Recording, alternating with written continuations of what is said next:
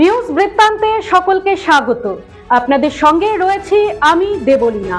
দেশ থেকে রাজ্য, শহর থেকে গ্রাম, সারা দিনের টুকরো টুকরো খবর নিয়ে শুরু করছি আজকের সারা দিনের নিউজ বৃত্তান্ত।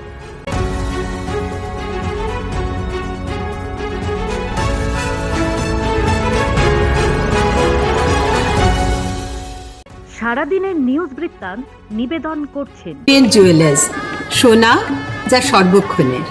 Agnishwar jewellers, NS road, Raiganj. Shri Dhaka jewellers, আভিজাত্যের গয়না। ত্রিনয়নী জ্যোতিষ কার্যালয়, শ্যামপুর মোড়, দেবীনগর, রায়গঞ্জ। নেশামুক্ত সমাজ করতে Raiganj unity foundation, Rupahar, Raiganj. North বেঙ্গলের সেরা সুপার স্পেশালিটি হাসপাতাল Jibanrekha. Spectrum health care diagnostics, Apollo clinic, এখন রায়গঞ্জে। রায়গঞ্জে ফের প্রতারণার শিকার হলেন এক মহিলা। সোনা পরিষ্কার করার প্রলোভন দেখিয়ে গলার চেন নিয়ে চম্পট দেওয়ার অভিযোগ উঠেছে দুই যুবকের বিরুদ্ধে। ঘটনায় এলাকা জুড়ে আতঙ্কের পরিবেশ তৈরি হয়েছে। ঘটনাটি রায়গঞ্জের কমলাবাড়ি অঞ্চলের উদয়পুর কালীতলা এলাকার। অভিযোগকারী গীতা ভট্টাচার্য পেশায় কৃষি বিপণন দপ্তরের কর্মী। গীতা দেবী বলেন, দুই যুবক এদিন বাড়িতে এসে একটি বিশেষ ধরনের পরিষ্কার করার পাউডারের প্রচার করে। তারা জানায় ওই পাউডার দিয়ে ঘরের আসবাবপত্র ও পিতলের বাসন পরিষ্কার করা যায়। এরপর গীতা দেবীর গলায় থাকা সোনার চেনটি পরিষ্কার করার প্রস্তাব দেয় তারা। গীতা দেবী প্রথমে রাজি না হলেও অভিযোগ অনুযায়ী ওই যুবকেরা নিজেরাই তার গলা থেকে চেন খুলে নিয়ে ঘর থেকে একটি জিনিস আনতে বলে। তিনি ঘরে যেতেই দুই যুবক সোনার চেন নিয়ে পালিয়ে যায়। পরে বাইরে এসে তিনি দেখেন চেনের বদলে একটি পাউডারের প্যাকেট রেখে তারা উধাও হয়ে গেছে। চিৎকার করেও তাদের আর খোঁজ মেলেনি। গীতা দেবীর স্বামী দয়াময় ভট্টাচার্য জানান, তিনি বাজার থেকে ফিরে এসে ঘটনার কথা জানতে পারেন। তার অভিযোগ, এলাকায় এর আগেও একই ধরনের প্রতারণার ঘটনা ঘটেছে, তাই দ্রুত দোষীদের গ্রেপ্তার করা প্রয়োজন। রায়গঞ্জ মহিলা থানা থেকে ব্রাউন সুগার পাচারের অভিযোগে গ্রেপ্তার এক মহিলা পুলিশি হেফাজত থেকে পালিয়ে যাওয়ার ঘটনায় ব্যাপক চাঞ্চল্যের সৃষ্টি হয়েছে। পুলিশ সূত্রে জানা গিয়েছে, পলাতক অভিযুক্তের নাম নাফিসা বিবি, বয়স 22।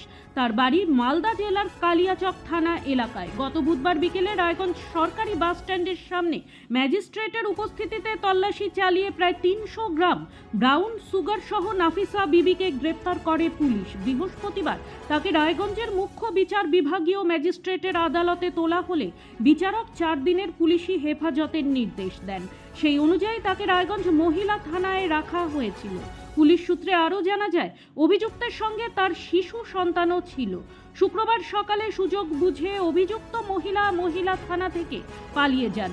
ঘটনার পরই পুলিশ জেলার বিভিন্ন এলাকায় তল্লাশি শুরু হয়েছে। পলাতক অভিযুক্তের সন্ধানে একাধিক পুলিশ দল অভিযান চালাচ্ছে। রায়গঞ্জ পুলিশ জেলার পুলিশ সুপার সোনাওয়ানে কুলদীপ সুরেশ জানান, ঘটনার পর এফআইআর দায়ের করে তদন্ত শুরু হয়েছে। একই সঙ্গে ওই সময় থানায় কর্তব্যরত পুলিশ কর্মীদের ভূমিকা খতিয়ে দেখতে বিভাগীয় তদন্তের নির্দেশ দেওয়া হয়েছে।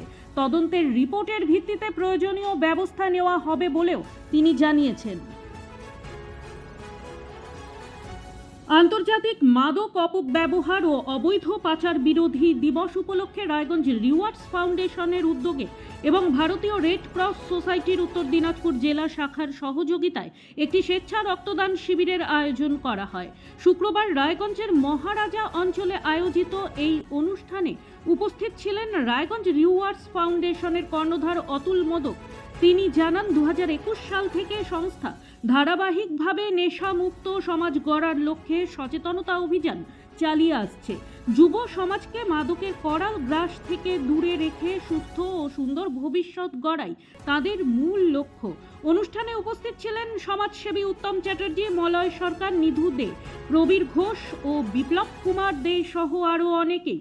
এডুকেশন কাউন্সিলর রণদীপ দেব বলেন, মাদক শুধু একজন ব্যক্তির নয়, একটি পরিবার ও সমাজের ভবিষ্যৎকে ধ্বংস করে দেয়।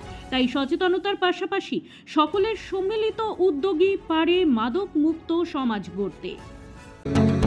প্রতিদিনের প্রতি মুহূর্তের খবরের আপডেট পেতে চোখ রাখুন নিউজ বৃত্তান্তের ফেসবুক পেজে। সাবস্ক্রাইব করুন নিউজ বৃত্তান্ত ইউটিউব চ্যানেলকে।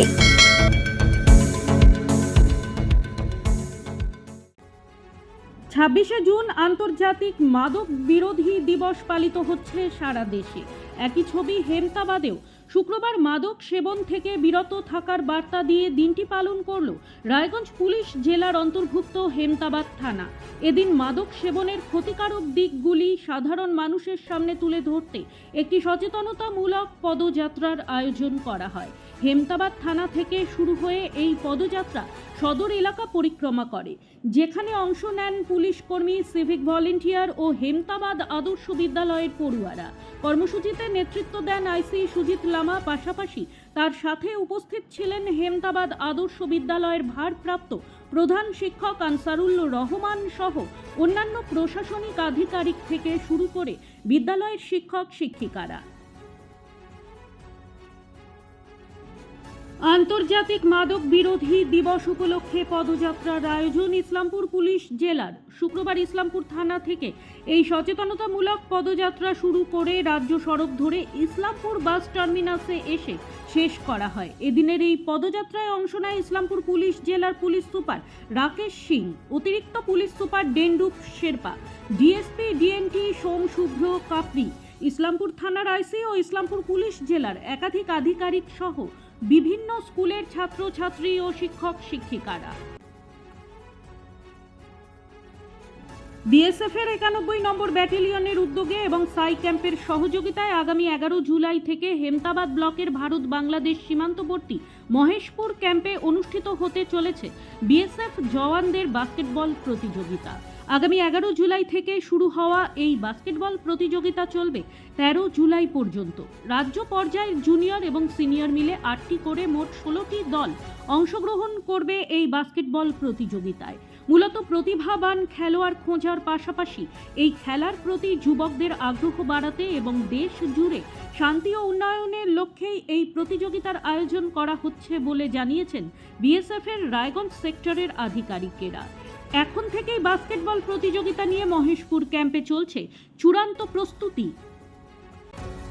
সারাদিনের নিউজ বৃত্তান্ত আজ এই পর্যন্তই।